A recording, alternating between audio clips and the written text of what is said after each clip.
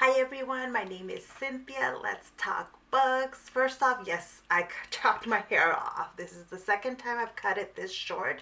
Um, I think this is the shortest it's ever been. Actually, it's a tad bit shorter than last time I cut it. But yeah, want to get that out there first because I really want to talk about a book that I think was really fantastic for all the layers it has in it.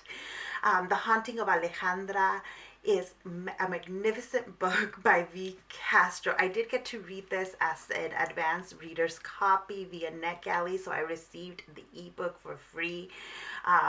Via Netgalley, you do have to produce a review, like write a review on the website. Other than that, though, I was under no obligation to talk about it or anything like that. However, I really want to talk about this book because of all the intricacy, like because of all the layers of meaning in this book. I love meaty books like that just give you so much to think about. In addition, this is written by a Latin author. It's a horror book with a key component being a popular Mexican haunting story. The story of La Llorona plays a really prominent part in this book.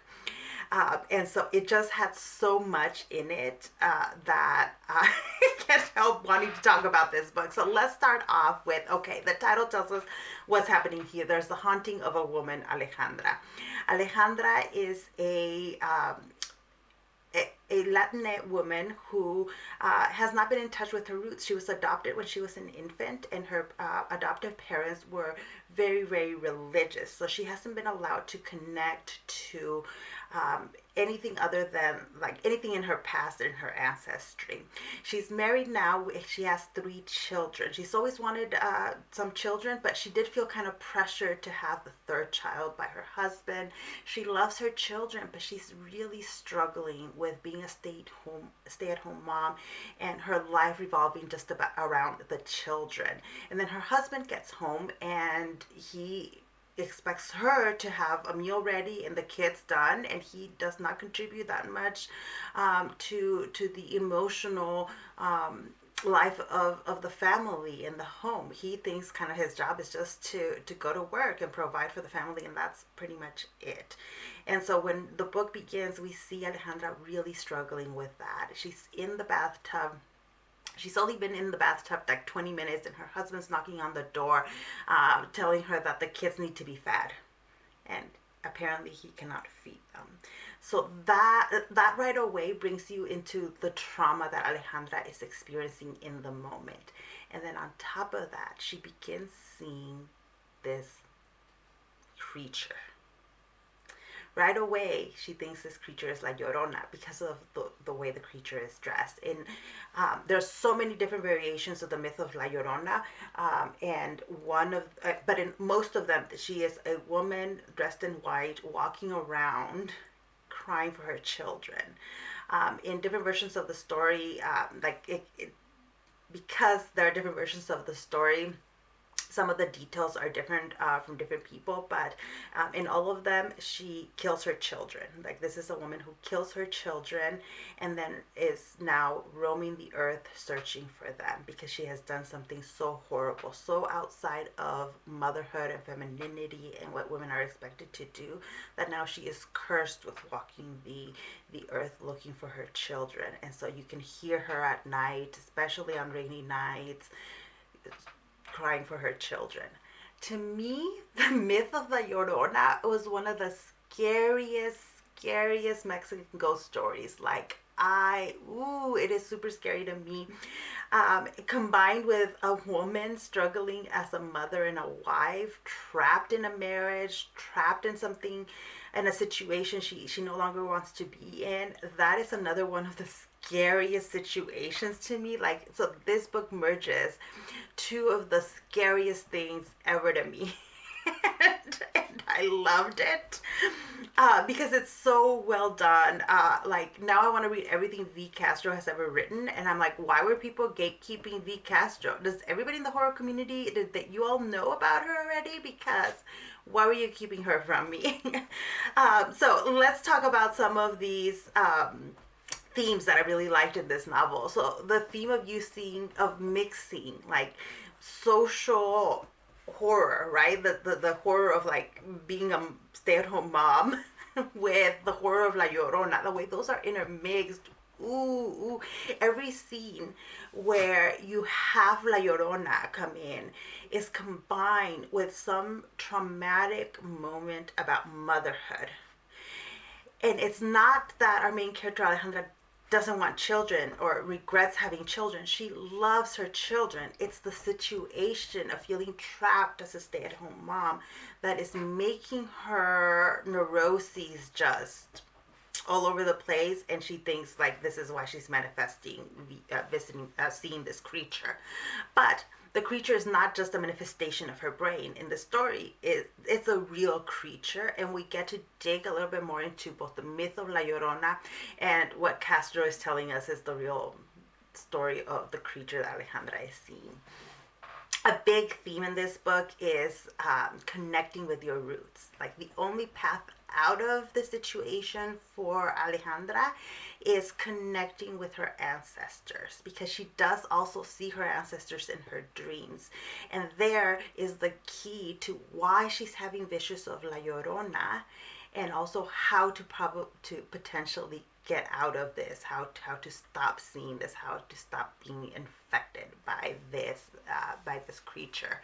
And that was beautiful. We get a few chapters told from the perspective of one of her female ancestors, and right from the beginning we get to go back and see kind of the generational trauma that La Llorona represents in this family. Like, not only is La Llorona real, but she is also representing a deep emotional trauma that occurred with one of Alejandra's indigenous ancestors.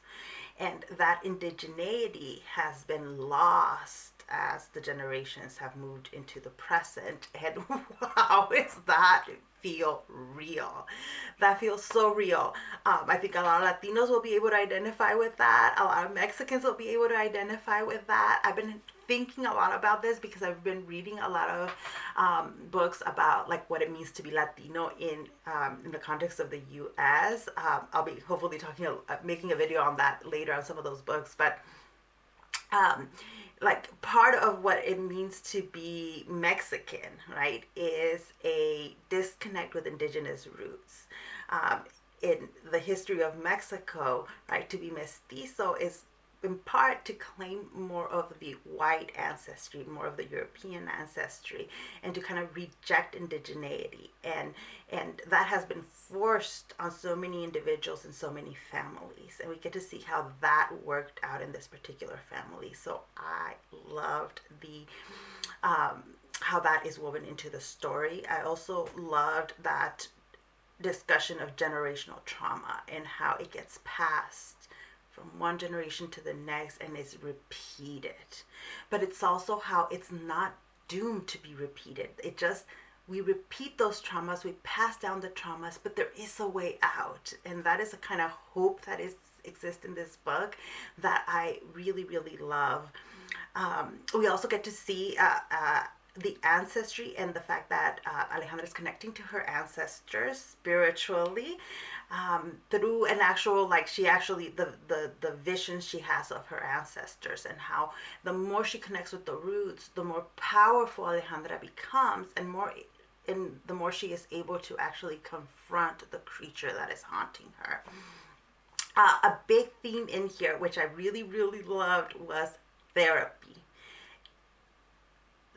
Alejandra therapy had been suggested to her before, but it's not until now that she is seeing La Llorona that she realizes, I have to seek help.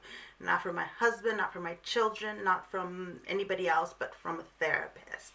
And so I appreciated that so much. Now, the way therapy comes into this book is a little bit tricky, because the therapist Alejandra finds is a both like medical professional and also a curandera. So this therapist understands both the need to like use scientifically proven techniques of therapy, but also the importance of like roots, family, ancestry, all of that through her curandera identity. some of that's a little bit iffy and unrealistic in that, if you're in that, I'm like, you can't like accept some of the myths as true, and if a therapist did that for me, I would be highly skeptical of the therapist.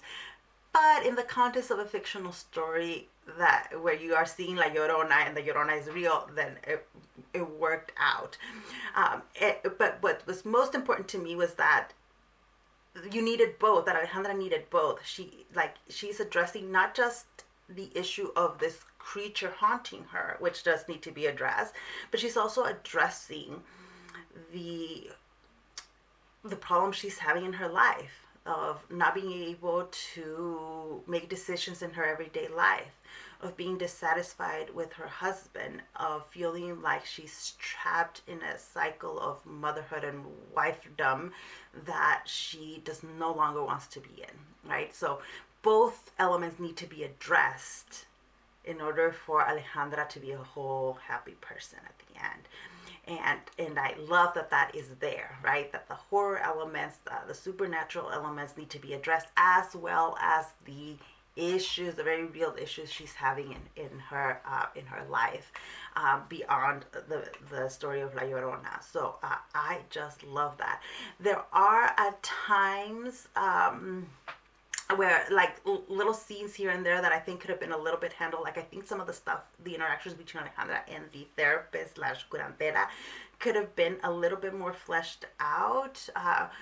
But that was really, really minor. This is still a 5-star book. Like I'm trying to think of things to criticize about this book, and I just enjoyed it too much. I think on a second reading, I might be able to be a little bit more critical, but on first reading, I just loved so many of these themes and thought that like horror was the perfect place in which to explore these themes. So I really, really enjoyed it, and I'm actually a little shocked at how much into horror I've been lately, and I have several other horror books on my TBR that I'm like, I might get to them a little quicker because I've been having so much fun with them so far. And it's weird to say fun because we're talking about horror, but that's just what it is. So let me know what you think, if you've picked it up, if you're planning on reading The Haunting of Alejandra, if you've read any other V. Castro books. Please let me know what else I need to read. I will start with the titles that my library has already, but I'm going to read more V. Castro because I just found it so well done. And I'm like, where has this writer been hiding for my entire life? So that is it for me. Thank you so much for watching this video, and I'll see you in the next one. Bye.